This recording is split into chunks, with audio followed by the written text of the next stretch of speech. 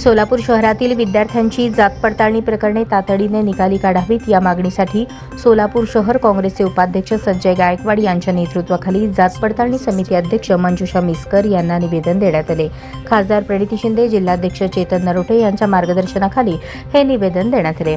सोलापूर शहरातील अनेक विद्यार्थ्यांची जात पडताळणी प्रकरणे महिन्यांपासून प्रलंबित आहेत, त्यामुळे त्यांचे शिक्षण, शिष्यवृत्ती, प्रवेश प्रक्रिया आणि स्पर्धा परीक्षा अडचणीत येत आहेत।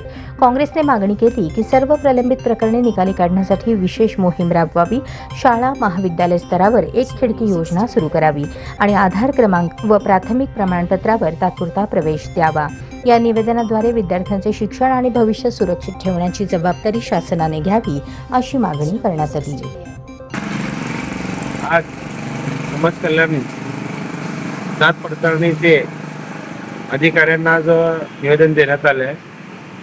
आमचे मार्गदर्शक प्रणितताई शिंदे व शहराध्यक्ष चेतनभाऊ नरोटे यांच्या मार्गदर्शनाखाली निवेदन देण्यात आलं।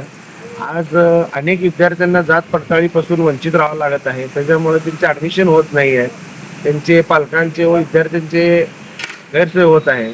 त्यासाठी इथं आज त्या संबंधित अधिकाऱ्यांना निवेदन देऊन मागणी केली की लवकरात लवकर हा प्रश्न लवकरात लवकर सोडून सगळ्यांचे ॲडमिशन व्हावं, कुणाचाही वर्ष वाया न जाता त्यांना न्याय देण्याचं काम करावं ही विनंती केली।